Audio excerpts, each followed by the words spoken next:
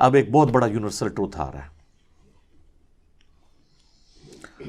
سورہ النساء کی آیت نمبر 78 میں، اینما تکونوا، تم جہاں کہیں پر بھی ہو، یدرککم الموت، موت تمہیں آ کر رہے گی.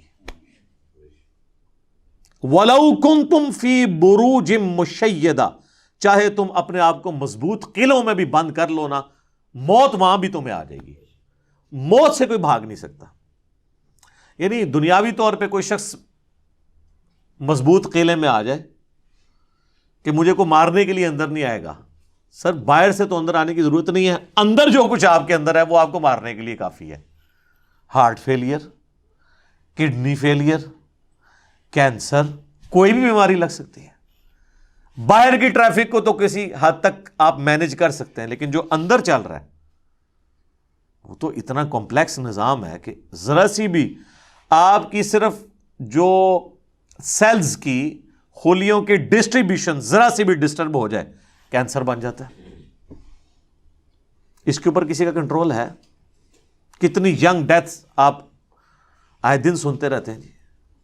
25 سال کا لڑکا تھا جی، 30 سال کا لڑکا تھا جی، ہارٹ فیلئر سے مر گیا جی. یہ بھی جو عفنان بھائی بتا رہے تھے، ان کے دوست سحری کر کے سوئے، اٹھے ہی نہیں ہے، 27-28 سال عمر ہے. تو وہ اللہ تعالیٰ نے ہر شخص کو جو ٹائم دیا ہے وہ، لہٰذا جس طرح اللہ کو ایک ماننا ضروری ہے نا، اور اس میں کوئی شک نہیں ہے ایک ایمان والے شخص کے لیے، اس طرح بالکل اس طرح یہ ماننا ضروری ہے کہ جو رات باہر ہے قبر کی وہ اندر نہیں ہے، اور جو اندر ہے وہ باہر نہیں ہو سکتی. ایک لمحے، قرآن میں کئی جگہ یہ ٹاپک آیا ہے کہ جب موت آئے گی ایک لمحے نہ آگے ہوگی نہ پیچھے. پھر سورہ آل عمران کے کانٹیکسٹ میں تو اللہ تعالیٰ نے یہاں تک فرمایا، جب منافقین نے کہا نا کہ ہم نے اپنے بھائیوں سے کہا تھا کہ غزوہ احد میں نہ جاؤ، نہ یہ جاتے اور نہ یہ قتل ہوتے، تو اللہ تعالیٰ نے فرمایا اس طریقے سے کوئی موت ٹال سکتا ہے؟ تم لوگ بھی جو اپنے گھروں میں بیٹھے ہوئے ہو نا، اور تمہاری جان بخشی ہو گئی ہے، تم یہ سمجھ رہے ہو کہ قتال میں نہ جانے کی وجہ سے تم بچ گئے ہو.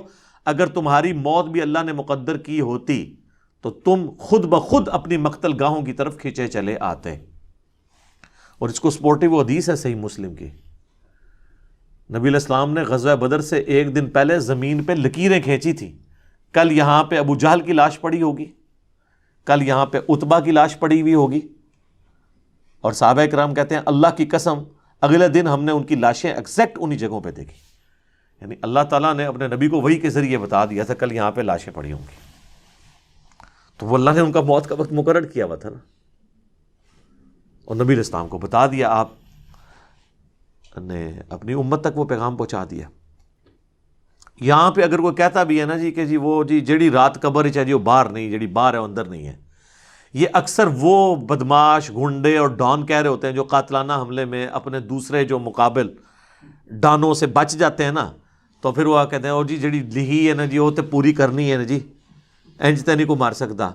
پھر ساتھ یہ بھی جملہ بولیں گے کہ جی وہ جو ہے نا مارنے والے سے بچانے والا جو ہے وہ ذات بڑی ہے.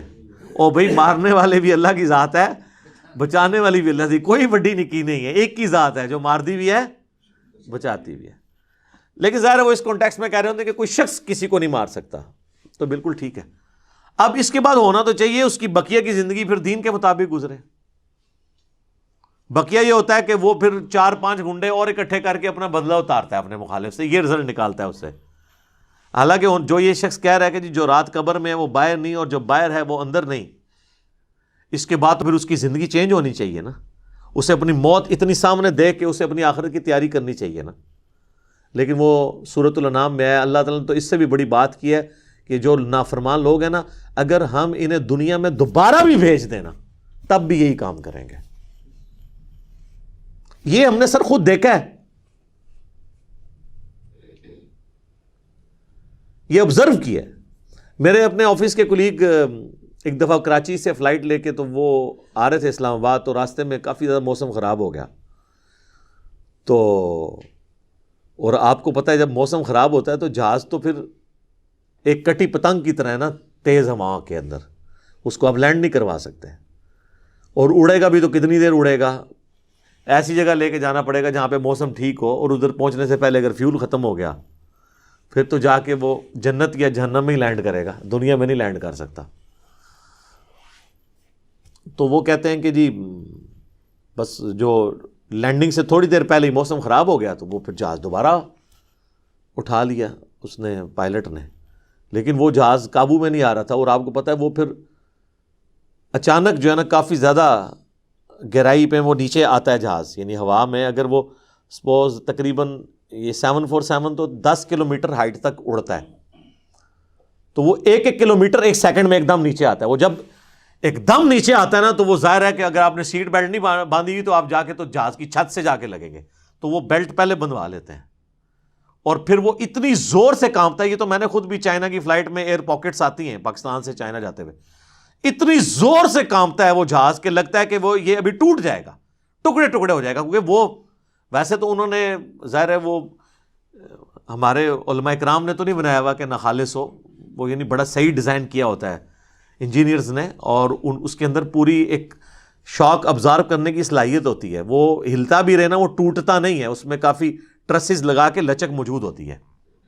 بہرحال پھر بھی جو بندہ اندر بیٹھا ہوا ہے اس کو تو یہ سارے لوگ تو سائنسدان تو نہیں بیٹھے ہوتے، اور لگتا ہے کہ جناب ابھی جان گئی کہ، تو وہ جناب وہ کہتے ہیں کہ جی یعنی اس طرح لوگ کلمے پڑھ رہے تھے، اور جناب چیخو پکار استغفر اللہ، جیسے کہ ابھی اگر اللہ نے ان کو دوبارہ بھی دنیا میں بھیج دیا، کیونکہ اب تو ان کے آخری وقت ہی قریب آیا ہوا تھا نا، وہ انہوں نے تو یہ کنکلوڈ کر لیا، تو یہ اب جاتے ہی جو ہے نا ادھر سے مطلب سیدھا گھر نہیں جائیں گے، یہ مسجد میں جا کے پہلے وہ سنت والے 2 نفل پڑھیں گے جو سفر سے واپسی میں پڑھے جاتے ہیں، اور جتنی بے پردہ عورتیں اتریں گی یہ اتر کے اب جا کے پردہ، یعنی وہ بلکہ یہ جہاز میں بیٹھی ہوں گی اور موبائل پہ کہیں گی کہ جی برقع جڑا خرید کے لے کے آؤ، ادو تک میں لینا ہی نہیں جہاز تو جدو تک کہ منو کو برقع نہیں دے گا، ٹھیک ہے نا جی۔ اور جو ہے نا وہ نماز کا ٹائم ہوا ہے تو وہ جہاز میں پہلے نماز پڑھیں گے تب نیچے اتریں گے، لیکن ایسا کوئی نہیں ہوتا، اس ٹائم چیخیں ہوتی ہیں اور لگتا ہے کہ جناب گئے کہ گئے۔ تو وہ کہتے ہیں خیر وہ سٹیبل ہوا، وہ سیالکوٹ لے گئے اس جہاز کو، تو وہ جب اتارا تو جناب اب لوگ چیخو پکار کر رہے ہیں جی ہمیں جہاز سے باہر نکالیں، لیکن جہاز کا تو اصول ہے، وہ کہتے ہیں نہیں جی جدھر کی سواری ہے وہیں اتاریں گے، تھوڑی دیر ریسٹ کریں گے، جب موسم ٹھیک ہو تو دوبارہ اڑیں گے۔ اب جو موت سامنے دیکھ کے ایک بار تازہ لینڈ کیا ہو، وہ کہتا ہے جی جناب تو وہ بتا رہے تھے کہ جہاز میں جناب انہوں نے منتیں کی، اب لاہور کی سواریاں تھیں جو وہ بھی کہہ رہی ہیں کہ جی آپ ہمیں یہاں پہ ہی اتار دیں، اسلام آباد پشاور کی سواریاں بھی تھی، وہ کہہ رہی تھی سیالکوٹ سے جناب ہم، کئی لوگوں نے کہا اسی پیدل چلے جائیں گے جناب، سانو لاؤ ہوئے تھے جہاز تو لاؤ تلے، ٹھیک ہے۔ تو وہ لیکن ان کا ایک اصول ہوتا ہے، وہ انہوں نے یہ چیک کیا کہ بھی جو سیالکوٹ کے یا قریبی علاقوں ان کو تو اجازت دے دی، لیکن دور والوں کو کہا نہیں جناب آپ کو چھوڑ کے آئیں، وہ کہتے ہیں جناب مہربانی کرو سانو چھوڑ کے نہ ہو۔ تو اس طرح موت کا یعنی روب طاری ہوا ہوتا ہے۔ تو یہ یعنی بات کرنا آسان ہے، جب موت سامنے آتی ہے نا بڑے بڑے لوگ، اور یہ سورۃ النام میں جو اللہ تعالیٰ نے فرمایا نا کہ ہم انہیں دنیا میں دوبارہ بھیج دیں یہی کام کریں گے، تو یہ کرنا شروع ہو جاتے ہیں نا۔ میں خود اسلام آباد میں پشاور موڑ جو ہے نا G8 مرکز، اسے پشاور موڑ بھی کہتے ہیں، جس طرح G9 مرکز اسلام آباد میں اسے کراچی کمپنی کہتے ہیں، تو ادھر میں ایک دفعہ ایک ٹیکسی میں نے لی، تو وہ ٹیکسی والے سے میری ڈسکشن شروع ہوئی، تو وہ کہنے لگا جی مجھے تو اللہ تعالیٰ نے نئی زندگی دی ہے، کہتا ہے جی میں ادھر ہی کھڑا ہوا تھا تو پیچھے سے ایک بڑا ٹریلا آ کے چڑھ گیا، یہ ٹریلے آپ کو پتہ ہے کس سپیڈ پہ چل رہے ہوتے ہیں، یہ بڑے بڑے جو وہ ڈیمپرز جن کو ڈیمپر کہتے ہیں، اور کہتا ہے جی میں تو گھر والے بھی آ کے بس سارے رشتہ دار کے کر کے مل کے جا رہے تھے، شفا انٹرنیشنل میں وہ کئی ہفتے تک وینٹیلیٹر کے اوپر رہا، وینٹیلیٹر پہ اس طرح کے جو لوگ ہیں بہت کم ہی ہوتا ہے کہ واپس آئیں، پھر آہستہ آہستہ ریکوری ہو گئی، یعنی وہ تو موت کے منہ سے بلکہ نئی زندگی لے کے واپس آیا۔ تو میں نے اس سے پہلا سوال یہ کیا کہ اب تم مطلب زندگی کیسے گزار رہے ہو، نماز پڑھتے ہو، مسلمان ہو؟ کہتے جی ٹائم لگ جاتے پڑھ لی تھی ہے۔ تو میں نے کہا صدق اللہ العظیم، اللہ نے سچ فرمایا، اگر ہم انہیں دنیا میں دوبارہ بھی بھیج دینا پھر یہ وہی کام کریں گے جو یہ کرتے رہے۔ تو اتنا قریب سے بھی موت کو دیکھ کر لوگ جو ہے نا وہ پھر بھی یہ باز نہیں آتے اپنی حرکتوں سے.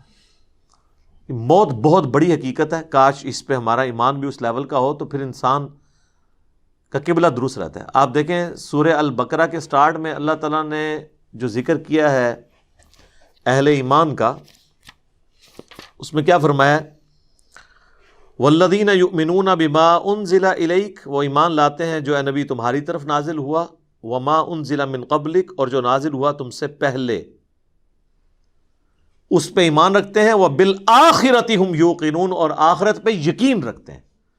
آخرت کے لیے ایمان کا لفظ بھی کافی نہیں، اللہ نے سمجھا یقین، کیونکہ قبلہ تبھی درست ہوتا ہے جب انسان کو یہ پتا ہو کہ میں نے مر کے کسی کے حضور اکاؤنٹیبل ہونا ہے، جواب دہ ہونا ہے. آج یہ جتنے لوگ کہتے ہیں نا جی جو قبر سے باہر رات ہے وہ اندر نہیں، جو اندر ہے وہ باہر نہیں ہے، یہ صرف ان کی منہ شگافی ہیں. واقعی اگر ان کا یقین ہو تو حرام خوریاں کر رہے ہوں، لوگوں کا مال ناحق طریقے سے ہڑپ کر رہے ہوں، اللہ تعالیٰ کے حقوق کو پامال کر رہے ہوں، ماں باپ کے ساتھ بے سلوکی والا معاملہ کر رہے ہوں، بیوی بچوں پہ ظلم کر رہے ہوں، بہن بھائیوں کی جائیداد دبا رہے ہوں، معاشرے کے لیے ناسور بنے ہوئے ہوں، ایسے لوگ نہیں، پھر تو ان کو بالکل سیدھا ہو جانا چاہیے. تو بات کہاں سے شروع ہوئی تھی کہ اللہ تعالیٰ فرما رہا ہے کہ تم اپنے آپ کو مضبوط قلعوں میں بھی بند کر لو نا، تب بھی موت تمہیں آ کر رہنی ہے. موت کو کوئی ٹال نہیں سکتا، کیونکہ موت تو اللہ تعالیٰ نے بھیجنی ہے. اللہ کے پاس تو کروڑوں آپشنز ہیں. ایگزٹ تو ہر شخص کا اس دنیا سے لکھا ہے، خواہ ایئر کریش میں ہو، چاہے ہارٹ فیلئر سے ہو، خواہ کسی شیر کے پیٹ میں جا کے ہو، خواہ کڈنی فیلئر سے ہو، خواہ کسی روڈ ایکسیڈنٹ میں ہو، ہر بندے نے دنیا سے جانا ہے اور وہ طے ہے، اس سے آگے پیچھے نہیں ہوگا. البتہ جو قاتل کو ہم سزا دیتے ہیں اس لیے کہ قاتل جو ہوتا ہے اس کو اللہ تعالیٰ نے یہ کام کرنے سے منع کیا ہوا ہے، وہ اس کی وجہ سے اسے سزا دی جاتی ہے، اس وجہ سے نہیں کہ وقت سے پہلے اسے قتل کر اس نے مار دیا ہے، کیونکہ اس نے مارا اپنی ویل سے ہے، نافرمان، اس کی تو موت آنی تھی. اور اللہ تعالیٰ کو تو اپنے علم سے یہ بھی پتا ہے کہ کس نے کیا کرنا ہے، لیکن اللہ نے کسی کو پابند نہیں اپنے علم کا کیا کہ تو نے یہ کرنا ہے، بلکہ اللہ نے مستقبل کو فورس ہی خود ہی کیا ہوا ہے. جس طرح ایک استاد جب کسی نالائق شاگرد کو پیپروں سے ایک ہفتہ پہلے کہتا ہے کہ پتر تو فیل ہو جانا ہے، اور وہ فیل ہو بھی جائے، تو اس استاد کو آگے نہیں گلا کر سکتا ہے وہ اسٹوڈنٹ کے سر جی تہاڈی زبان بڑی کالی ہے، تسی کیا سی تاں میں فیل ہویا، میں نے بڑی محنت کی سی. نہیں، تو اللہ تعالیٰ کو تو ڈیوائن علم بڑا کامل ہے، وہ مستقبل کے بارے میں فورس ہی کرتا ہے. اب رہا یہ معاملہ کہ اللہ نے ہمیں اس آزمائش میں ڈالا کیوں ہے، تو وہ اللہ نے اس کو بیان کر دیا ہے. لا یسأل عما یفعل، اللہ کو کوئی نہیں پوچھ سکتا کہ اس نے یہ کیوں کیا. وہم یسألون، اور اللہ ہر ایک کو پوچھے گا. تو ابھی تو فی الوقت اللہ نے جس امتحان میں ڈالا ہے اس میں آپ نے گیون سرکمسٹانسز میں پرفارم کرنے کی کوشش کرنی ہے. ہماری ایک اکیڈمی کے بڑے قریبی ہمارے ممبر عمر بھائی فوت ہو گئے آلموسٹ 37 ایئرس کی ایج میں، اللہ تعالیٰ ان کی مغفرت کرے. اور ماشاءاللہ انہوں نے اپنی ینگ ایج کے اندر اپنے عقیدہ توحید کی اصلاح کی، اپنے گھر والوں تک اصلاح پہنچائی، اپنے والدین تک پہنچائی. خوش قسمت ہوتے ہیں وہ لوگ جو جوانی میں خود بھی توبہ کرتے ہیں اور اپنے بوڑھے 70-80 سال کے ماں باپ جو روایتی دین کو، قبر پرستی کے دین کو لے کے چل رہے ہوں، بزرگ بابوں کے دین کو، ان کو بھی وہ اپنے ساتھ اس رائے حق پہ لانے میں کامیاب ہو جائیں. یہ نصیب والوں کا حصہ ہے. تو ان میں سے ایک ہمارے وہ عمر بھائی بھی تھے. ان کا جنازہ بھی آپ کو پتہ ہے میں نے پڑھایا تھا. جیلم کی تاریخ میں چند بڑے جنازوں میں سے تھا وہ، ہزاروں لوگ اس میں شریک تھے.